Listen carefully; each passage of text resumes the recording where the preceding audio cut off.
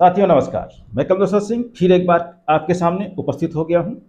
साथियों, आज हम थोड़ा सा संविदा जीवन पर चर्चा करना चाहेंगे। ये संविदा जीवन कैसे स्टार्ट हुआ, इसकी समस्याएं कैसे पैदा हो गई और आगे भविष्य में क्या होने वाला है, इन सारी संभावनाओं पे हम चर्चा करेंगे। लेकिन साथियों, सबसे पहले हम आपसे यही विनम्र निवेदन करना चाहेंगे कि आप हमारे चैनल में नए हैं तो सब्सक्राइब जरूर करिएगा और साथ में यदि आप हमारे टेलीग्राम ग्रुप में हमारे साथ जुड़ना चाहते हैं, हर अपडेट से आप अपडेट रहना चाहते हैं, हर जानकारी को आप जानना चाहते हैं, तो हमारे टेलीग्राम ग्रुप में न्यूज आरटीआई के नाम से ही है। आप टेलीग्राम डाउनलोड करिए, न्यूज आरटीआई ढूंढ दीजिए। यदि वहां सर्च नहीं होता है तो हम लिंक डिस्क्रिप्शन बॉक्स में दिए दे रहे हैं, साथ में कमेंट्स बॉक्स में भी डिस्क्रिप्शन लिंक हम पिन करेंगे। आप वहां से डायरेक्ट हमारे टेलीग्राम ग्रुप में जुड़ सकते हैं। तो साथियों, ये रही बात हमारे सपोर्ट की। अब हम चर्चा करते हैं संविदा जीवन की। तो साथियों, जैसा कि आपको पता है कि संविदा की शुरुआत मध्य प्रदेश से जिस तरह से हुई, आज संविदा एक भयावह स्थिति बन चुका है, मगरमच्छ की तरह मुंह फाड़ के पूरे देश में छाया हुआ है और हर बार संविदा जीवन को धीरे धीरे निगलना अब प्रारंभ कर दिया है, क्योंकि कहीं ना कहीं संविदा जो है शासन और प्रशासन दोनों की गले की हड्डी बन चुका है। तो साथियों, अपना जीवन सुरक्षित करना है तो साथ एक दूसरे का चाहिए। हमारा आपका साथ होना बहुत जरूरी है और हम आने वाले समय में और क्या करेंगे और कैसे करेंगे, ये सारी चीजें हम सब कुछ अपडेट करेंगे, लेकिन आप मेरे साथ बने रहिएगा। तो साथियों, हम आज थोड़ा सा चर्चा करेंगे कि संविदा जीवन की जो शुरुआत हुई थी उसको किस तरह से शासन और प्रशासन के नियम खाए जा रहे हैं। लोगों की सेवाएं नियुक्तियां तो होती हैं, लेकिन उनको समाप्त करने के तरीके शासन और प्रशासन किस तरह से निकाल रहे हैं। साथियों, ये उज्जैन नगर पालिका निगम की घटना हमने पहले भी अपडेट किया था। आज वहीं पे उनकी नियुक्ति से लेके उनके सेवा समाप्ति तक की हम चर्चा करना चाहेंगे। यदि आप पूरा जानना चाहते हैं कि यहाँ की वास्तविकता क्या है और भविष्य में आपके साथ ऐसी ही घटना न दोहराए जाए, तो आप हमारे वीडियो में अंत तक बने रहिएगा। वीडियो थोड़ा लंबी हो सकती है क्योंकि जानकारियां जो होती हैं थोड़े में उपलब्ध नहीं हो पाती। तो साथियों, चलते हैं। उज्जैन का घटना आपको पता ही चली है क्योंकि मैंने अपडेट भी किया है। साथियों, साथ में लेटर हम अपडेट करते चलेंगे, आप लेटर देखते चलिएगा। तो साथियों, उज्जैन नगर पालिका निगम ने एमपी ऑनलाइन के माध्यम से 15 डाटा ऑपरेटरों की नियुक्ति की थी। सिर्फ उज्जैन नगर पालिका निगम ने ही नहीं की थी, पूरे मध्य प्रदेश में नगर पालिका निगम में डाटा ऑपरेटरों की नियुक्ति हुई थी, लेकिन सेवा समाप्ति सिर्फ उज्जैन जिले के नगर पालिका निगम के द्वारा पहली बार किया गया। बाकी अभी तक किसी जिले में किसी भी नगर निगम के ऑपरेटर की सेवा समाप्ति का ऑर्डर नहीं आया है। तो अब यहां पर देखिए कि किस तरह से एक अधिकारी एक संविदा कर्मचारी का शोषण करता है कि नियम तो शासन बनाती है, पालन इनको करना होता है। तो सिर्फ एक ही जिले में ऐसा क्यों हुआ? यह सेवा समाप्ति का नियम तो प्रदेश से आना चाहिए था, पूरे प्रदेश पे लागू होना चाहिए था, लेकिन नहीं हुआ। लेकिन एक चीज और यहां पे आप देखिएगा किस तरह से अधिकारी अपना मनमाना कर रहे हैं। आपको पता ही है कि 5 जून 2018 को संविदा कर्मचारियों को एक 90% की नीति आई थी, जिसमें रेगुलर कर्मचारी को समान पद पर संविदा कर्मचारी को उसके वेतनमान का 90% देना था। लेकिन वो नीति पे अधिकारी बिल्कुल कोई कान पे जू तक नहीं रेंग रही है, क्योंकि उसमें संविदा हित है, क्योंकि इसमें 2 पैसे संविदा को मिलने वाले हैं। उन 2 पैसे से उनका परिवार सुखी होने वाला है। तो वहां पे रेगुलर अधिकारी जो बैठा हुआ है उसको बोलता है हमने फाइल भेजी है भोपाल में पास होने के लिए। तो क्या नियुक्ति को आपने जिस तरह से समाप्त कर दिया 15 ऑपरेटरों की, तो क्या आपने उनकी नियुक्ति से संबंधित और सेवा से संबंधित समाप्ति को लेके क्या आपने राज्य शासन के पास भेजा था प्रपोजल कि हमारे यहां 15 ऑपरेटर हैं और उनकी सेवा समाप्ति की जानी है, तो यथा स्थिति बताएं कि क्या करें? आपने एक लेटर जारी किया आयुक्त महोदय जो नगर पालिका निगम के हैं और सेवा समाप्त हो गई।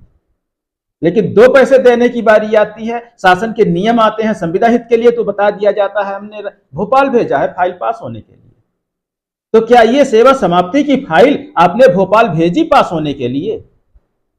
यदि नहीं भेजी है तो ऐसा दोहरा रवैया क्यों? संविदा साथियों, ये बात हम आपको समझाना चाहते हैं, इसको आपको समझना है कि आपके साथ दुर्व्यवहार कैसे किया जाता है, शासन और प्रशासन आपका शोषण कैसे करती है। जब 2 पैसे मिलने की बारी आती है तो उसमें राज्य शासन निर्णय लेती है, और आपकी सेवा समाप्ति की बारी आती है तो आपके ऊपर बैठा अधिकारी से आपको अलग कर देता है, विभाग से भगा देता है। ऐसा क्यों होता है? उसका कारण भी है, क्योंकि हम संविदा साथी ही आपस में एकजुट नहीं है, एक मत नहीं है, और जानकारियों के अभाव में हमारे साथ ऐसी घटनाएं होती हैं। साथियों, ये देखिएगा एक लेटर और, जब इस लेटर में यह लिखा हुआ है कि संविदा कर्मचारी को 62 साल तक उसकी सेवा समाप्त नहीं की जाएगी, तो फिर उज्जैन जिले के आयुक्त महोदय नगर पालिका निगम के जो हैं, किस आधार पे 15 ऑपरेटरों की सेवाएं समाप्त कर दी? वो भी 2021 में संविदा मैनुअल में संशोधन करके, जब 2018 में ऑलरेडी नियम बन चुका है कि 62 साल तक किसी भी संविदा की सेवा समाप्त नहीं की जाएगी, तो आपने किस आधार पे अपने संविदा मैनुअल में संशोधन कर दिया कि 5 वर्ष संविदा सेवा होने के बाद उनकी सेवाएं समाप्त कर दी जाएंगी? क्या विधानसभा का पास हुआ नियम नहीं चलेगा? यदि आपने जिस लेटर के आधार पे सेवा समाप्ति की है, यदि वो भी विधानसभा से पास है, तो फिर यहां शासन ऐसा दोहरा रवैया क्यों कर रही है? एक तरफ बताती है कि 62 साल तक हम आपकी सेवाएं समाप्त नहीं होने देंगे, और दूसरे साल 2021 में नियम बना देती है कि जिनकी सेवाएं 5 साल हो गई हैं उनकी सेवाएं समाप्त की जा सकती हैं। वो फिर से फॉर्म भरेंगे, फिर से जगह ओपन की जाएगी। कहीं भी भर्ती नियुक्ति होती है तो उसमें अनुभव मांगा जाता है, तो फिर यहां एक अनुभवी व्यक्ति को फिर से परीक्षा देने की जरूरत कहां से पड़ जाती है? साथियों, यही चीजें आपको समझना होगा। हमारी दौड़ बहुत लंबी है। यदि आप हमारे साथ रहना चाहते हैं, हमारे साथ जुड़ना चाहते हैं, हमारे साथ लड़ना चाहते हैं, तो तैयार रहिए। हम तो तैयार बैठे हैं, आप भी हमारे साथ जुड़िए और तैयार हो जाइए। समय थोड़ा सा लग सकता है, लेकिन इतना हम आपको भरोसा यहां दिला सकते हैं कि चाहे वो ठेके का कर्मचारी हो, चाहे वो संविदा का कर्मचारी हो, चाहे वो कलेक्टर रेट का कर्मचारी हो, मतलब शोषित कर्मचारी कोई भी हो, हर एक व्यक्ति के लिए लड़ाई में लड़ने जा रहा हूं। लड़ाई लंबी चलेगी, लेकिन इतना भरोसा हम दिलाना चाहेंगे आपको कि आपकी नियुक्ति का प्रथम आदेश जिस दिन हुआ है,